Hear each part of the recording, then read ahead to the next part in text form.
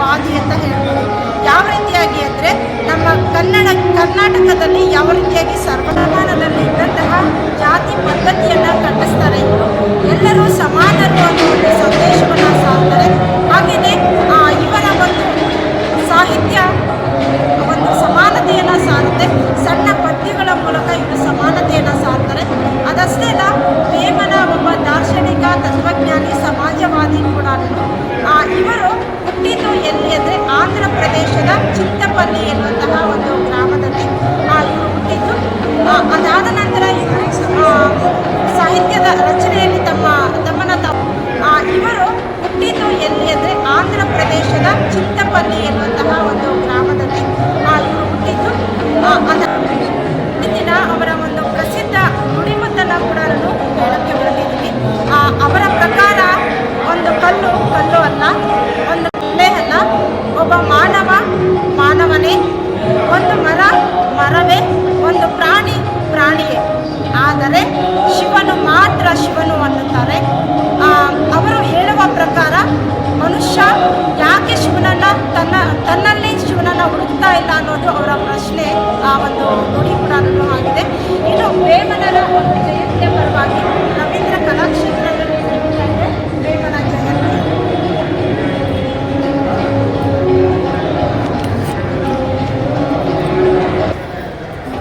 ಇನ್ನು ಇವರು ಆತ್ಮಶುದ್ಧಿಯ ಕಡೆಗೆ ಹೆಚ್ಚು ಗಮನವನ್ನು ಕೊಡ್ತಾರೆ.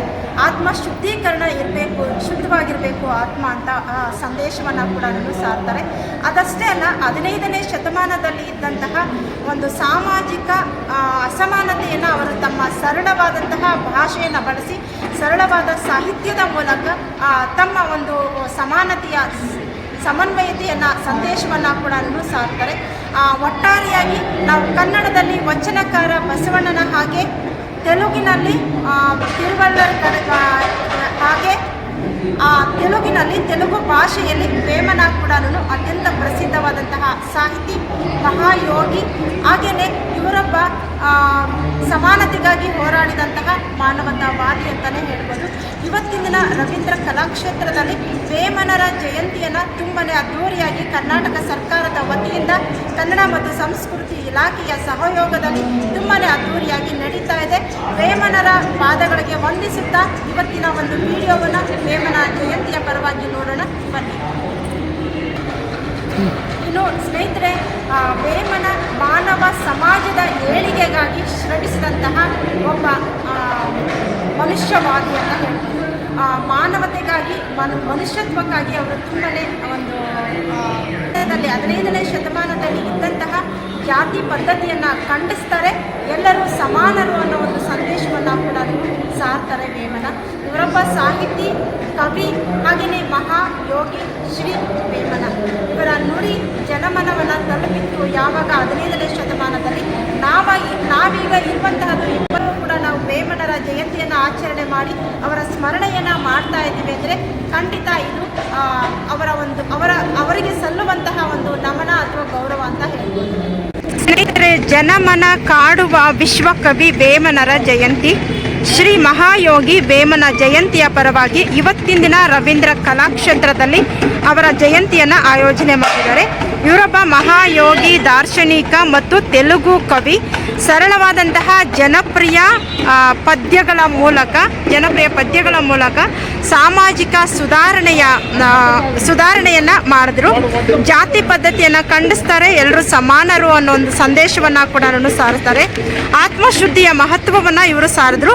ಒಟ್ಟಾರೆಯಾಗಿ ಇವರೊಬ್ಬ ಕವಿ, ತತ್ವಜ್ಞಾನಿ, ಯೋಗಿ, ಸಾಹಿತಿ ಆಗಿದ್ದರು 15ನೇ ಶತಮಾನದಲ್ಲಿ. ಇವರ ಒಂದು ನುಡಿಮುತ್ತು ಹೀಗಿದೆ: ಒಂದು ಕಲ್ಲೇ ಅಲ್ಲೇ, ಮರವು ಮರವೇ, ಪ್ರಾಣಿಯು ಪ್ರಾಣಿಯೇ, ಶಿವನು ಮಾತ್ರವೇ ಶಿವನು ಅಂತಾರೆ. ನಮ್ಮಲ್ಲಿರುವ ಶಿವನನ್ನು ನಾವು ಏಕೆ ಗುರುತಿಸ್ತಾ ಇಲ್ಲ ಅನ್ನೋ ಒಂದು ಪ್ರಶ್ನೆಯನ್ನು ಕೂಡ ಮಾಡ್ತಾರೆ. ಅದಷ್ಟೇ ಅಲ್ಲ, ಇವರೊಬ್ಬ ವೇಮನ 15ನೇ ಶತಮಾನದ ಆಂಧ್ರ ಪ್ರದೇಶದ ತೆಲುಗಿನ ಶ್ರೇಷ್ಠ ವಚನಕಾರ, ಕವಿ, ಹಾಗೆಯೇ ಇವರೊಬ್ಬ ಸಮಾಜ ಚಿಂತಕರು ಕೂಡ.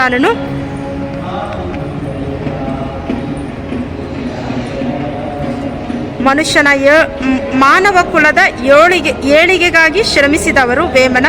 ಕನ್ನಡದಲ್ಲಿ ಸರ್ವಜ್ಞ, ತಮಿಳಿನಲ್ಲಿ ತಿರುವಳ್ಳರ್. ಕನ್ನಡದಲ್ಲಿ ಯಾವ ರೀತಿಯಾಗಿ ವಚನಕಾರರು ಬಸವಣ್ಣ ಅವರು ಇದ್ದರು, ತಮಿಳಿನಲ್ಲಿ ತಿರುವಳ್ಳರ್ ಇದ್ದರು. ಅದೇ ರೀತಿಯಾಗಿ ತೆಲುಗು ಸಾಹಿತ್ಯದಲ್ಲಿ ವೇಮನ ಕೂಡ ತುಂಬಾ ಪ್ರಸಿದ್ಧವಾದಂತಹ ಸಾಹಿತಿ 15ನೇ ಶತಮಾನದಲ್ಲಿ.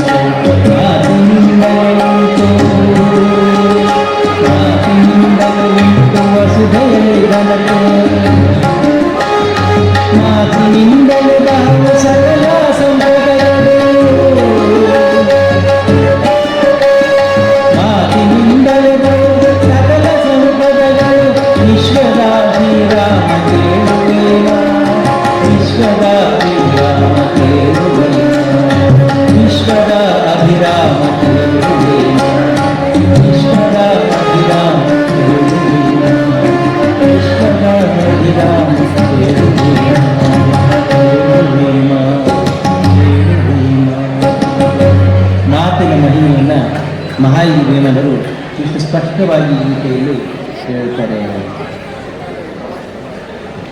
ಹಾಗೆಯೇ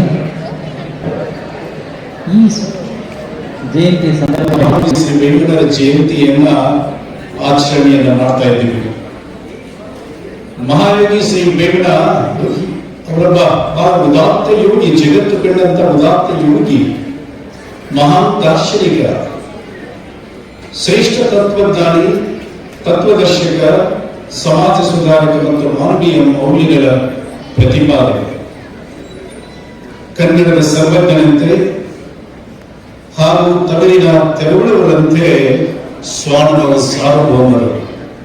ಸ್ವಾನುಭವ ಸಾರ್ವಭೌಮ ಸ್ವಂತ ಅನುಭವದಿಂದ ಅನುಭವವನ್ನು ಹೊಂದಿದಂದರು.